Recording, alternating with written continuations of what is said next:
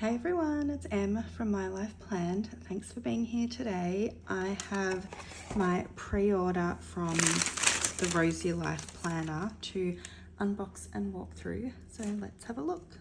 I think I pre-ordered this in July. So it's been a while. I think there's a few freebies, some cute stickers. So I think I ordered 2 planners. I don't remember why. I must have had something going through my head in July that made me think about ordering 2.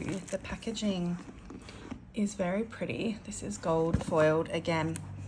It's too pretty for me. It's definitely not my style, but that's, again, fine. All about the planner. So this packaging, I mean, it's a really thick pull-out box, so it will be great for storing the planner, and some very cute pink love heart bubble wrap.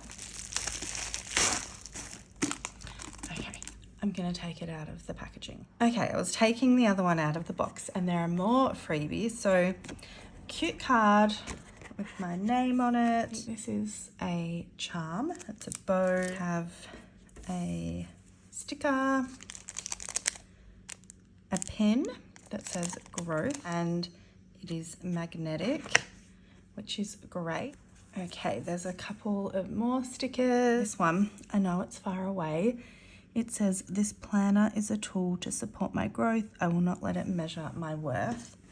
I like that. That would be a cool one to put at the front of the planner.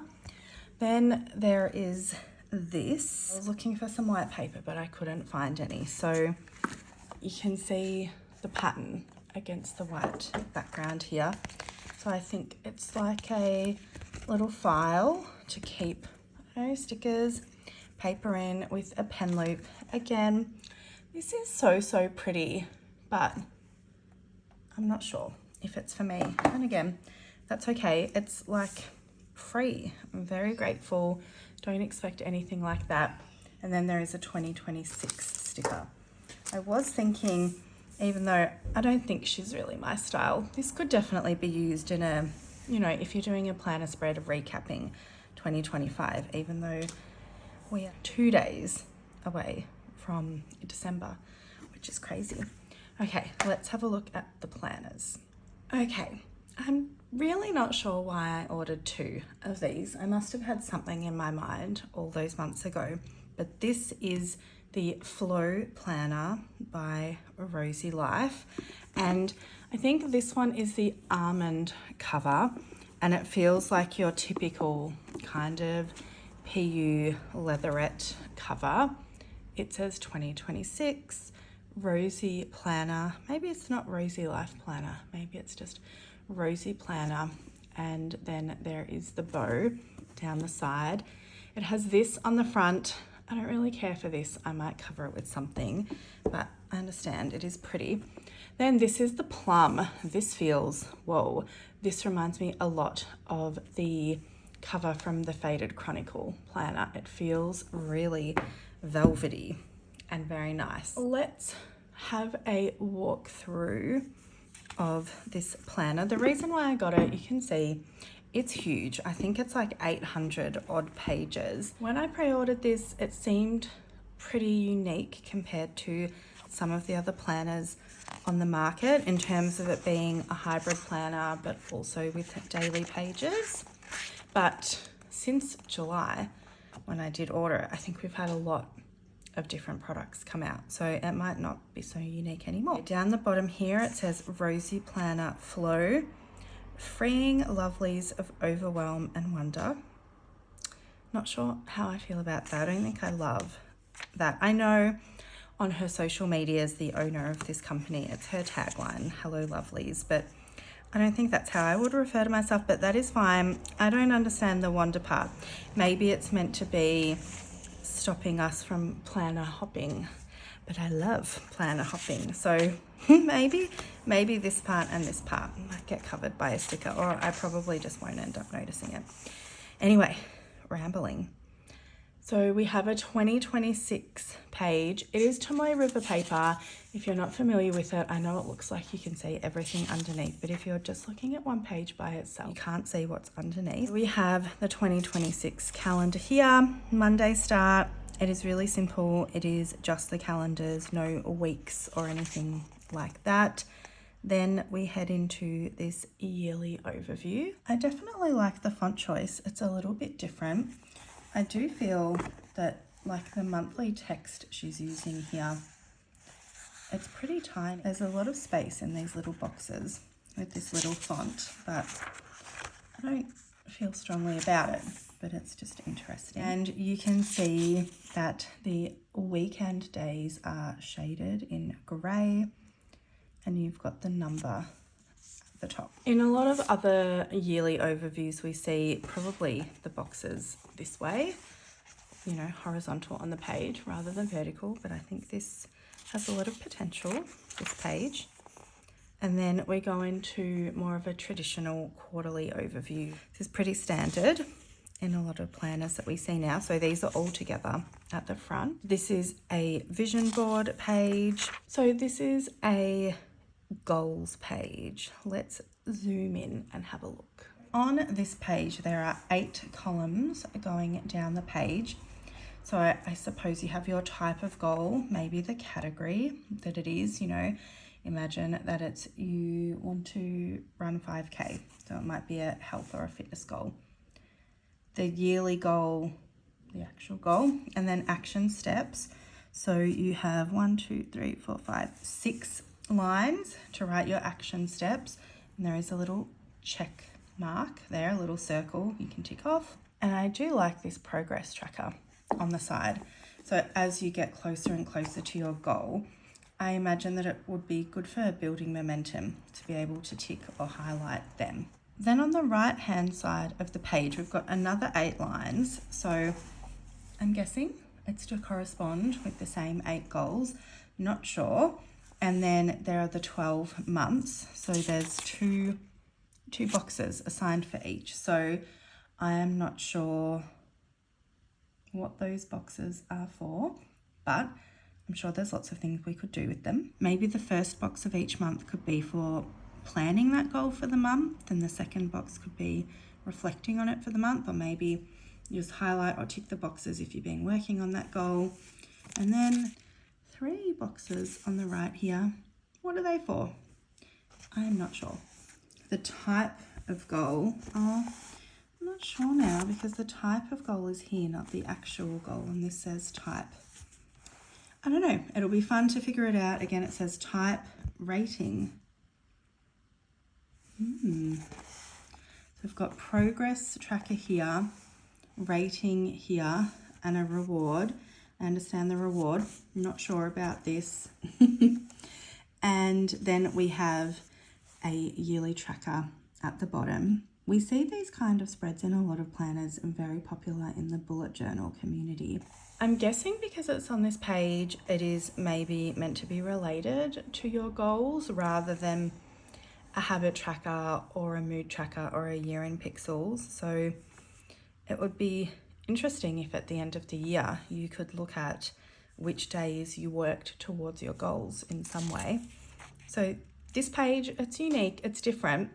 I sound like Kath and Kim for any Australians watching, but yeah, I'll need to have a bit of a think about how to use this page. The next page is a quarterly goal breakdown. At the top, we have the heading of quarterly goals, priorities this quarter. So there is 5 circle check marks for the priorities and this quarter boxes. We have focus, January, February, March, tasks and deadlines, and accomplishments and reviews. So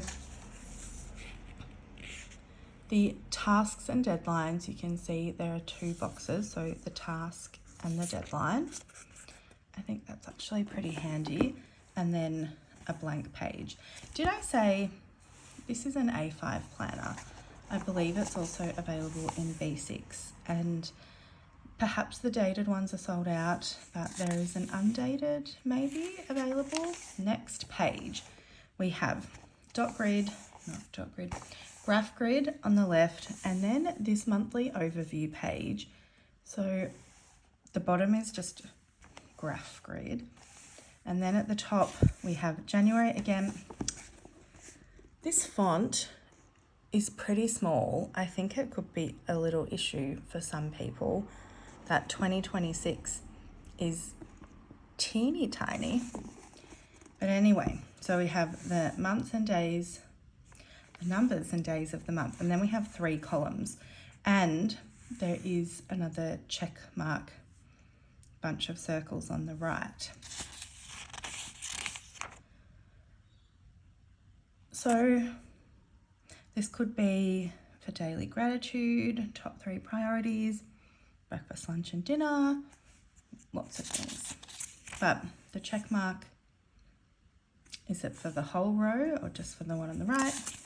We'll see. All right, we're on to the monthly calendar. Pretty standard.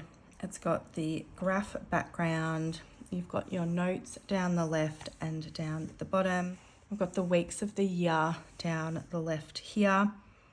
And you can see, obviously, it must be a consistent design layout because the whole bottom row of boxes are blank, but I'm guessing that just means that's how all of the monthlies were set up.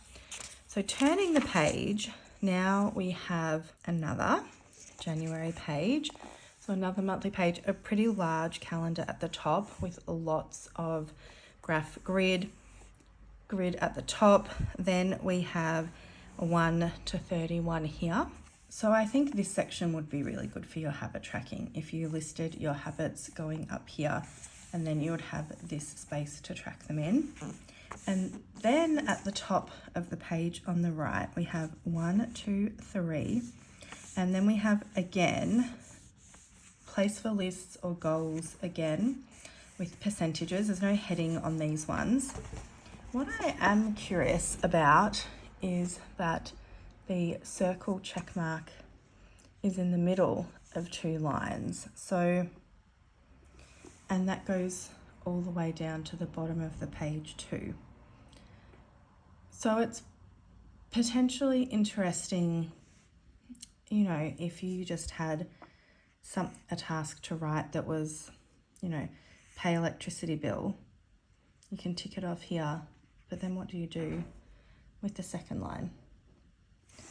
Whereas on other pages, the check boxes are flush with the line. It doesn't take up 2 lines. So again, I'm sure there's lots of reasoning behind it, but that's just an interesting choice. Okay, then we turn the page into the weeklies. So pretty standard vertical. So it says week 1, you've got your week highlighted, you've got your list down the side.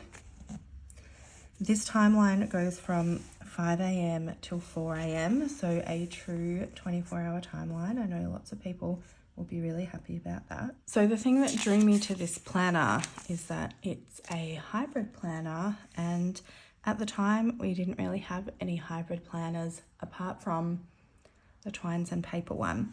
But the less said about that, the better. I'm not sure that's available for 2026 anyway. So at the top of the page, we've got 3 dots. Oh, look, we are back to regular 3 dots, not 1 dot per every 2 lines here, which I think I prefer. And then we've got 2 boxes for each day of the week. And then the right-hand side, we've got this monthly calendar again. It's large. It probably takes up like 1/6 of the page. I'm not sure if it needs to be that large. And then you've got grid at the top, and we're back to more of those kind of task to-do list sections with the weird circles again. So I really need to think about how I would use this. So then turning the page, we keep going with the weeklies. I think I actually thought when I ordered this that it would be vertical, horizontal, and then daily pages for the week. I thought it was a bundled planner, but maybe it's only a semi-bundled planner. We'll see. So we're up to the last weeklies of the month. Okay, and then we get into the dailies. So this is the 1st of January. It's a Thursday. I'm sure I'm not sure what every other month starts with, whether it always just starts on the 1st, regardless of the day of the week. There's a notes page to the left, probably just because it's the start of the month. I like that there's this little dot at the bottom that shows halfway down the page. Wouldn't mind if there was one on the side too. And this timeline, again, I think will make a lot of people happy. Oh, look, the sun's come out. So the daily timeline goes from 5 a.m. to 4 a.m. again, which is great. I really love when the daily pages are both dated with the number and the day of the week, and when the timeline is drawn in for me. It makes me very happy. So it looks like we have all of the dailies for the month together. I'm really surprised by this. I think I hadn't done my research properly. So let's have a look. Okay, so, well, that makes a bit more sense then, that you've got just quarter one, and this is a month's worth of pages. So then the layout continues for February. So again, same thing. Oh, okay. So this is the pattern that I think we're seeing. I know it annoys some of you when I talk about this, so sorry. You can skip forward if you need to. So we're seeing a trend of the last and first weeks of the month when it crosses over. We're seeing that repetition in both months, which is fine, is what it is. I'll just find a use for those pages or skip over them. But the layout continues. Let's have a look at the end of the quarter to see if there's anything different and how it flows into the next quarter. 30th and 31st of March, and then we go back into the next quarterly planning pages. So I do quite like this layout. Okay, so back of the book. Oh, I also perhaps didn't notice at the bottom of the weekly pages on the horizontal, it's written on the bottom right compared to top left of the verticals. We are on the 31st of December. So after that, we have 2 plain notes pages. Then we get into this page that is numbered 1 to 100. I suppose there's lots of ways that you could use this page, whether it's 100 things you're grateful for, 100 things that you want to do in the year. Maybe there's a goal you want to be doing consistently, maybe twice a week, and you could track it here because there's 52 weeks in the year, so twice a week would be about that. And then we get into these notes pages. I wish that the pages were numbered so we could count how many there are. I'll count and then come back. I think there's 32 pages, including this page, which you definitely see that print from the back page, and then you have the end pages. So this is definitely a fun and different type of planner to what we've seen before. Obviously, since these were released, we have seen the complete planner from Sterling Ink be released, and whilst that's not a hybrid planner, it does have the monthlies, weeklies and dailies, which is new for Sterling Ink. And we've also had the Faded Chronicle hybrid planner as well. And Just Scribbles has released a hybrid planner as well. So there's lots to choose from. I will grab some pens and we can do a pen test. The pen we're testing is the Energel Cleaner. So writing and smudging, it has smudged a little bit, whereas in some of the other pages that I have tested definitely have not smudged straight away from the other planners that I've tried and reviewed this year. Let's see. I don't know if you can quite tell, but definitely there is smudging. And I know that's a really harsh test to write straight away and smudge, but if some of the other planners, if their paper passes the test, it's interesting that this one doesn't. So next, some Tombos.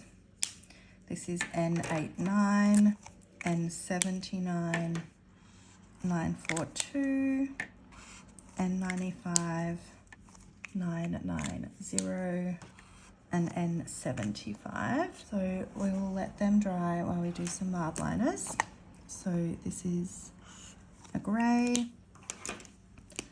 Bit of a theme in the colours I'm testing today. The dark brown, the light blue, darker blue, it's one of my favourites. Purple, the sage, and a pink.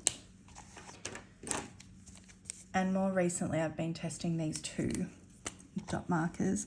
I was testing a lot of really kind of dark, colourful, pigmented ones, but I just don't actually really use them. So I thought we would test these ones from now on.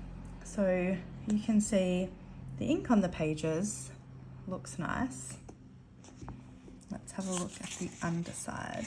Okay, I think for TRP Tomoe River paper, this is pretty good.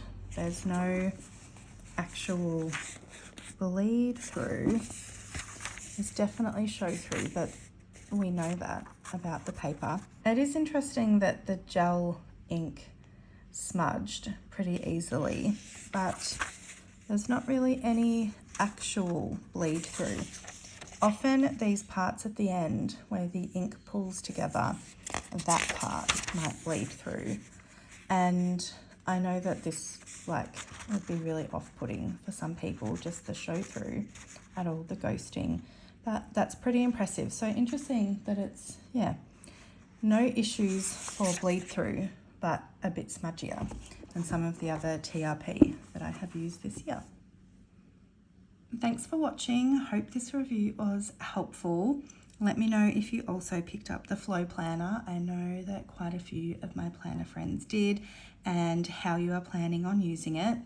I'm wondering if maybe the second one that I ordered was to be something to chuck in my bag and take out with me. I've never had that type of planner before. I usually just leave it at home, but life seems to be just getting busier and busier, so maybe that's what my intention was. But also, this is like a hefty book to be carrying around, so maybe it wasn't that. Thank you to everyone who has subscribed to my page and come to watch my videos and hang out with me. I really appreciate it. The subscribe button is right there on the page if you are interested in getting alerts or just seeing my videos pop up when you open YouTube. Again, thank you for being here, and I'll see you all next time. Bye.